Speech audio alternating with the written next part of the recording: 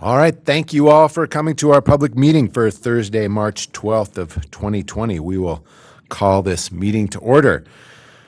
We will first acknowledge that this event takes place in the Aboriginal territories of the Salish and Kalispel people.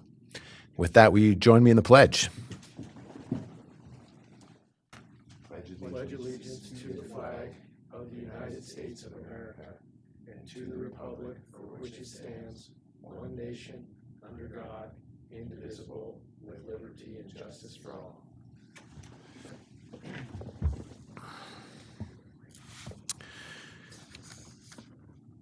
We have one public announcement that I know of. Do we have any other public announcements?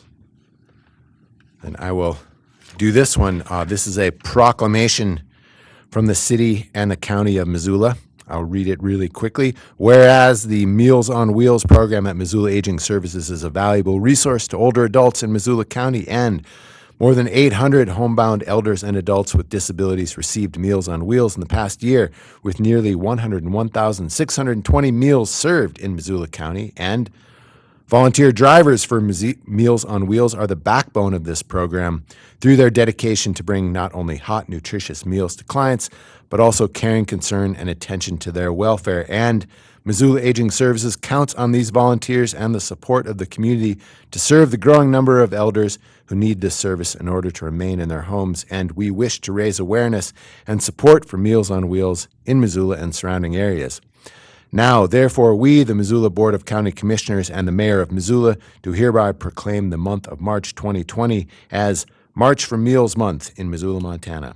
And we invite citizens to thank the caring volunteer drivers, recognize the value of this service to homebound elders and adults with disabilities, and encourage citizens to volunteer as Meals on Wheels drivers so elders may remain in their homes. There you go. All right. Do we have any public comment on items not on the agenda? With that, I'll let you all know our current claims list. Claims received as of February 26th, 2020 to March 4th, 2020 by the Commissioner's Office total $573,000, $776.99. And if you're interested in where all that money went, you can find it on our website. All right, we have 4 public hearings today. The first two actually are budget amendments. And is Amanda there here? Amanda will walk us through these. And these will be quickly because I realize the other two actually have public comment. Thank you. I'm Amanda Henthorn, budget analyst for Missoula County. The first budget amendment I have for you is for Partnership Health Services. They've received a number of grants since the budget was approved last September. They range for everything from Meals on Wheels to the food bank to programs for health equity and pediatric care as well as elderly care. So we're asking that since the grants have already been approved, that we could approve a budget amendment to include the funds. What do you say? I move that we approve the budget amendment. Excellent. All in favor? Aye. Thank you. Thank you.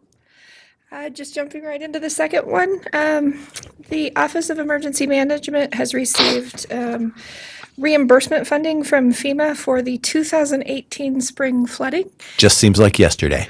Just like yesterday.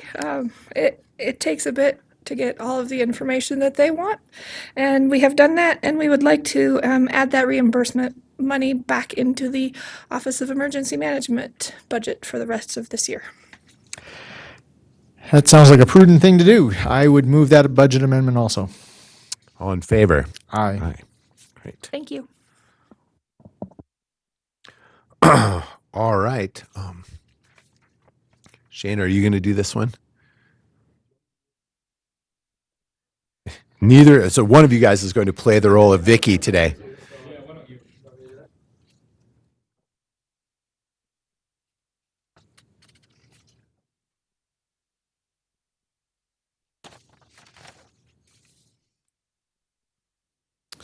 All right, good afternoon, Commissioners. I am Chet Krauser, Director of Community and Planning Services here with Missoula County. Have here for you a request for commission action to approve a resolution regulating parking on Tamarack Road and Juniper Drive. This has been a longstanding concern relative to parking, primarily for users of the river. Parking, if you look on the map that Emmy's put up on the screen, as you see coming from the frontage road underneath the interstate bridges there's been a lot of congestion extending all the way up to the turn onto Tamarack, as well as beyond the bridges. So there's been a number of concerns over the years relative to that. With the addition of Milltown State Park and improvements completed there was some anticipation that that might help alleviate the pressure in that location.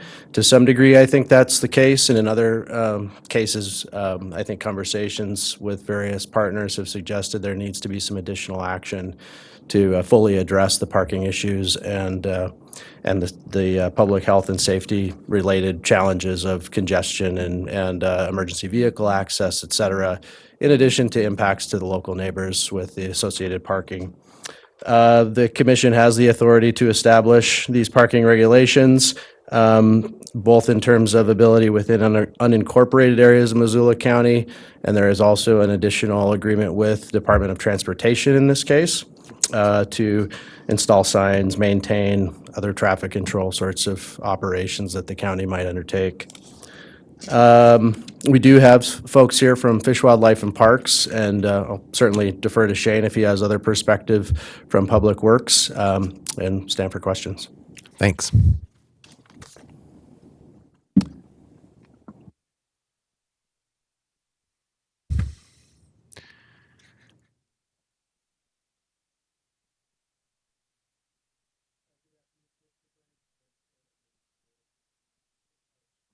Oh, there we go. Thanks, Chet. We have taken a collaborative approach to this, working with the Sheriff's Department, our own law enforcement, and the Three Rivers Collaborative. Milltown State Park was, as Chet mentioned, was actually established to help alleviate, that was one of the ideas anyways, to help alleviate some of this river access issue. And it has to some degree over the 2 years that that park has been open. What we hope to be able to do through this resolution is to provide kind of an appropriate space for people to launch onto the river through Milltown State Park, and then once that parking lot is full, to provide additional parking beyond where the no parking zone is to the east along Juniper Drive. It also, I think, will help alleviate some of their natural resource impacts by providing, again, this appropriate launching site for this. And we're really happy with the collaborative effort that we've taken place here. It seems like, even though I think all of us are feeling like it's going to tax our staff to some degree, by kind of working together, we think that we'll be able to really be out there with an educational message toward the public, and let them realize that we're not actually limiting access, we're just directing it into a more appropriate manner. And I'll be happy to answer any questions you might have as well. Thank you. Thanks, Lauren.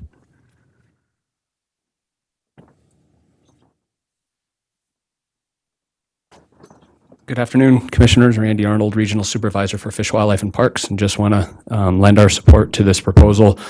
And as Lauren suggested, it's been a really nice collaborative approach. Fish, Wildlife, and Parks, while we have a lot of authority regarding river access and river recreation activities, we don't always have the authority we need to address some of the more complicated issues and conflict that occurs with river recreation and access spots. And this just seems to us a really nice approach, as Lauren described, not just restricting river access, but finding a better spot for those folks to access the river. Additionally, Fish, Wildlife, and Parks, if this were to be adopted, would stand at the ready to help with the implementation of it, with the communication and education and outreach, as well as our staff and our enforcement staff to help communicate where we would prefer folks to park. And in the coming month, there'll be opportunities through the Three Rivers Collaborative to engage them for volunteers and other education and outreach, and incorporating parking changes into an upcoming river guide, so that users of the river will start to see where they should be parking and accessing the river and where we'd rather have that occur. So again, available for questions, but supportive of this proposal. Thank you. Thanks, Randy.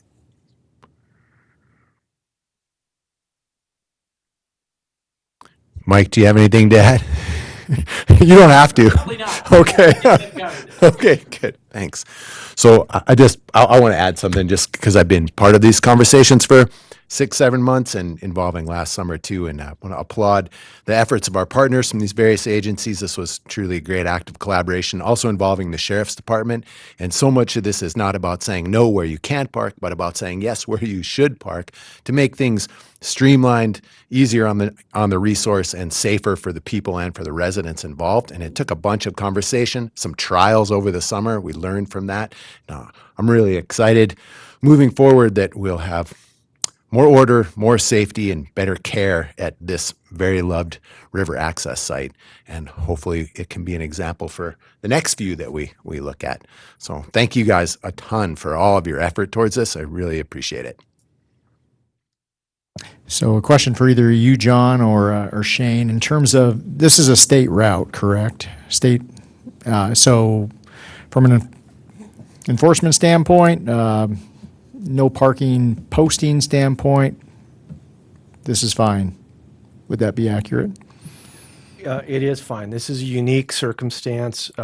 Normally, commissioners, I wouldn't feel comfortable enacting parking regulations on state right-of-way. But in this instance, as Chet mentioned, there is a written agreement between Missoula County and the Montana Department of Transportation where, they have not transferred the right-of-way to Missoula County, but they've transferred all of those obligations and privileges that come with that right-of-way to Missoula County. And their legal counsel has reviewed this parking regulation, and they find that it meets the requirements of state law, that it's enforceable. I've talked to the prosecutor staff in the county attorney's office. I've had them review this resolution to make sure that there won't be an issue if the educational element is unsuccessful and there has to be an enforcement element implemented. They've assured me that they have the authority through this resolution to follow through on enforcement violations that are issued. And so hopefully that answers your question. Yeah, thank you. Thanks for looking into it. Yeah, I love this proposal. This is a long time in coming. A prerequisite to this happening, what we're contemplating today, was the opening of the confluence area of Milltown State Park. That's a threshold, and that's been accomplished. But this, for any of you who are not familiar with this area, this is a total cluster out here during the summer from a parking standpoint. Super dangerous with vehicles opening up their car doors into the travel lanes. It's not an enjoyable place to travel through during the summer. Too often with local government, with government in general, I think we sometimes rightly so get blamed for having the default reaction to proposals of, we can't do that, and saying no rather than figuring out creative ways to get to yes. Or we say no to the public without providing an alternative for them to be able to get to yes themselves. And I think this does exactly that. It provides a creative solution to a long-standing problem, and it provides alternatives to members of the public, coupled with education to help direct them to a better place to park. I won't say it's parking nirvana or anything where they'll end up, but it's great. It should be good. Maybe it's close to that. So with that, I would move that we adopt the resolution. Oh, I'm sorry, commissioners. We have to take this up at a second public meeting. Okay. So this is the first public meeting. The second public meeting can either be at one of these Thursday afternoon public meetings in the very near future, or it can be at one one of the administrative public meetings in the near future. so all this dramatic I know. flourish for nothing. I know Know that. that. Sorry, guys. I saw this coming, but and I'm sorry, I got to cut it short. Okay. Well, good. Well, we'll do it at a without Vicky here. I don't know who to look to. We'll get it on an admin in the near future. Okay, and you guys won't have to come back. So thank you for coming today, and thanks for that, John. All right, look for that in the near future. All right, our last public hearing, Nicole White will guide us through this. Hi, Nicole White, the Building and Program Development Manager for Missoula County Public Works. I'm here again after a considerable amount of public outreach to ask the commission to adopt a resolution for increased fees for building, electrical, mechanical, and plumbing permits. The fee increase would be a variable increase depending on the permit and line item, but on average around 15%. It's imperative that these fees are passed for the sustainment of our customer service levels and the longevity of our program. We are asking for an April 1st effective date in order to let additional contractors submit before the fee increase, as well as to be able to input the fees into our software permitting program. That's it. Thanks. Any public comment?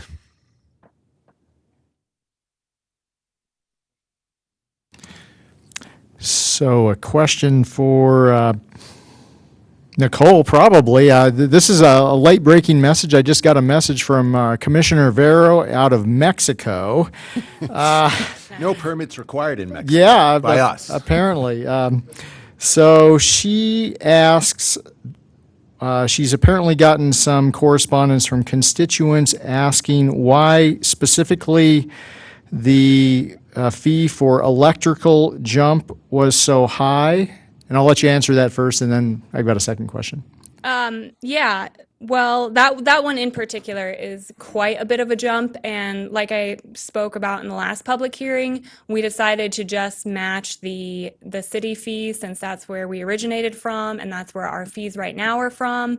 And we did double check that number. It's currently 178, and it's going to be going up to 302 for a single family residence. And that's still, I checked other jurisdictions and the state, and that's still about in the same range it's going to be. So pretty much for the last 13 years, honestly, it's just been really, really low, and it's bringing it up to par with like more so where it should be. Okay. Anything else to add? Anyone else? Second question would be why April 1st and not July 1st? Yeah, mostly, well, a couple reasons. Logistically, raising fees in the middle of construction season for our constituents would be fairly messy. Contractors don't really care about our fiscal year. They want to know now so that they can bid out their projects for the summer, and they like that we're giving them the opportunity now to know what their fees are going to be so that they can make those bids appropriate. Also, we are $150,000 in the hole right now. We need that extra revenue. Even a couple months of additional revenue will help kind of balance that deficit out. I'd like to just note for the public who's listening that this program is run on fees, not out of money from the general fund. So when we're running at a deficit, we're actually providing services that are not covered by the costs that are supposed to cover those services. We're going backwards. So this isn't a cash cow or a money-making venture. This is covering our costs so we can deliver these services that end up, the net end result here is in greater public safety for the citizens of Missoula County. Consumer safety and public safety. So if someone out in the county buys a house for $300,000, they can rest assured that it's not going to be filled with mold or the roof's going to cave in after a big snowfall because there are building codes and it has been inspected. So I'm excited about this, and I would hope going forward that we don't wait 10 years to raise fees, but do small raises incrementally, only as needed, obviously, so that the pinch isn't quite so hard when it does come. Yeah, I just like to add, we have no additional revenue sources. Like, this is our only revenue source. So when we have a deficit and it cuts into our cash reserve year after year, at some point there's not going to be anything left, and our program won't be sustainable. And yeah, you will see me again fairly soon, hopefully, to talk about options for what that small increase and what that looks like checks and balances wise to make sure this doesn't happen again. Great. But unfortunately, there was a lot of things that happened that we couldn't expect that put us this far behind. It wasn't a good management plan a long time ago. Thank you. Yeah, thank you. And thanks for all the great public outreach you did. And then going out to all those community councils was working after hours and sometimes taking some heat, and that goes above and beyond. Thank you. It was super fun. Are we ready for a motion? Okay, we can move this. Okay, the suspense. Yeah, likewise. Thanks so much, Nicole, for your outreach efforts and everyone else who pulled together to help get the word out more broadly on what is being proposed. So with that, I would move that we adopt a resolution to increase fees for building, electrical, mechanical, and plumbing permits with an effective date of April 1st, 2020. All right, all in favor? Aye. Do we have any other business? Seeing none, I would say this was the quickest and most action-packed in terms of effectiveness, 20 minutes, and a lot done. Thanks a lot, all of you, for coming from all the places you had to come from. So. Cool, great.